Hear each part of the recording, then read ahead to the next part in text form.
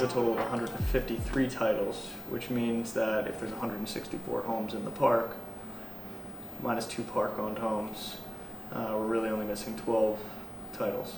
Just can't believe it took us probably 8 hours to figure that out. Yeah. Hi, my name is Nick Hakim. I'm the principal of Pioneer Communities, and we're owners, operators of manufactured housing and multifamily properties up and down the East Coast. We're based here in New York City, originally from upstate New York, but have been here for about 10 years and excited about our new business venture together. Yeah. Hey guys, Luca DeGrossi, also principal here at Pioneer Communities, and excited to talk to you guys about what we're doing and what we're seeing in the market today.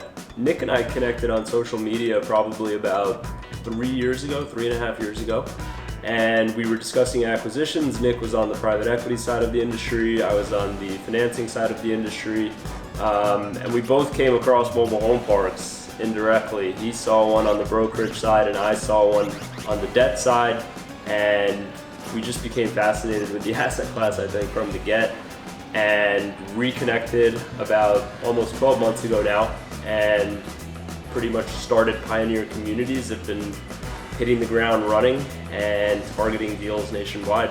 So we just spent probably the last 2 or 3 hours going through different states that we have interest in, and we've been targeting Missouri and Louisiana as states of interest. So what we did was we started by, we utilized Reonomy. There's a lot of softwares. Reonomy is our favorite in terms of canvassing. And what we did was we aggregated a list of about 1,000 different mobile home parks that have some sort of appealing characteristics. So it could be debt that's maturing soon. It could be debt that hasn't been taken out or refinanced in like 5-10 years. It could be that it's, it hasn't traded hands in 5 or 7 years. Any type of characteristic on the property that was interesting and that led us to believe that we might be able to transact on it. So we narrowed it down to about 1,000. With those 1,000 owners, we run a scrape on Reonomy that allows us to find ownership data, so contact info, phone numbers, and it's not always the right number, so we take whatever numbers are associated on the ownership structure and we basically plug all of those numbers into another software that allows us to send out mass voicemails. So the thought process there is, okay, well, if this owner takes the time to call back, then they might have interest in selling. So Missouri and Louisiana are pretty popular states, we've realized. This phone's been ringing off the hook all morning. We've got about 50 callbacks in the last hour since I sent these out. So we're gonna start calling a few of these owners back and hopefully get a deal done.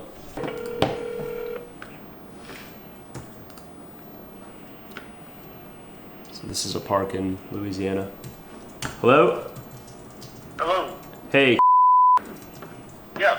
Hey, how you doing? It's Luca DeGrossi with Pioneer Communities. Sorry I missed your call earlier. You missed my call? Why would I call you? So I called you in regards to the mobile home park here in Louisiana. Okay. And you called me back. I had a missed call. Alright, what do you call me for? So I'm actually... I'm lost. All right, cool. Let's catch up. Let's get up to speed. I'm an owner-operator of mobile home parks, and your number was on the ownership data for one of these. Do you not own a mobile home park? Okay, yeah. You do own a mobile home park? Yeah. Okay. So I was just reaching out. I'm in a 1031 exchange and was wondering if you might be entertaining offers on the sale of the park. I'm not a broker, again, I'm an owner. Yeah, no, I don't think, it's not a big park, to be honest with you. It's not a big trailer park. Okay. How many pads do you have on the park? 1, 2, 3, 4, 5, 6, 7, 8. And I have a house and property behind the house. Got it. Okay. Well, so you're probably right. 8 might be a little bit small, but I appreciate the candor and thanks for the call back. Thank you, brother. All right. See ya. So 8 pads in Louisiana it just doesn't really matter how well it's located, and this one's pretty well located, but 8 pads just won't support a travel expense. We're located here in Manhattan. We're obviously gonna have to travel out to Louisiana, you know, in the first couple months, probably even on a weekly basis. And the cash flow from 8 pads is just not gonna support that. So that's a pass, but we'll move on to the next one, hopefully get a little bit more traction. So in terms of pads, ideally we wanna be closer to like that 50, 75. The more the better, honestly. I mean, you really wanna build scale. So let's try a larger one here.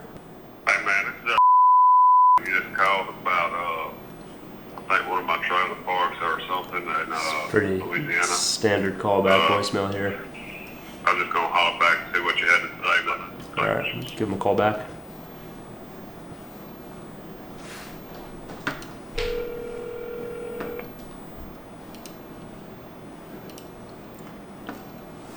hello.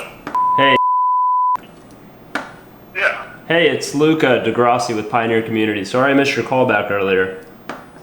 Oh yeah, man, ain't no problem. So, I mean, I would honestly have interest in both. I don't know if you're entertaining offers on one specifically, or if you might entertain the sale of both. I mean, I get calls, you know, about every week. Somebody wants to buy them, you know. I mean, I've always told them I didn't, but I don't know, for some reason I called you back. So, I mean, if you want to shoot me something on one or both or whatever, I mean, I'll definitely entertain it. Sure. Do you happen to have just, you know, any info on the property in terms of rent roll, income and expense, just so I can get to a number? Yeah, the university one, which is, Yep. I think it's right around 13 a month right now with about 8 or 9 vacancies. Okay. And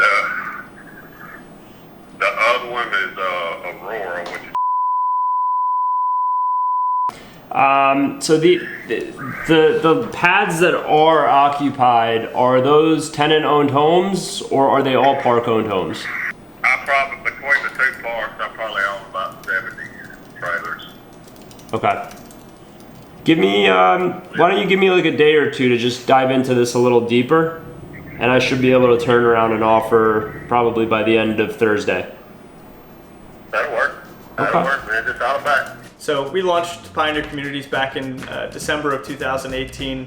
The first 4 or 5 months or so were filled with a lot of relationship building, building a large pipeline of deals that we were chasing up and down the East Coast. And really in the past few months here, I'd say since about May, a lot of these connections and relationships that we've built over the last 8 months have really started to come to fruition. We're starting to click on some things. So as a new startup in the real estate investment industry, you know, there's a lot of overhead associated with launching a business. You know, more money is going out the door than is coming in. So in an effort to keep our overhead as low as possible until we get our first few deals under our belt, we are working out of my apartment in Nomad, Manhattan. We're not ashamed to say that. You know, it really sort of instills in us some more determination and allows us to sort of set goals for ourselves. So, hey, once we acquire these first 2 or 3 properties, we get to look forward to, you know, maybe leasing out our first office space.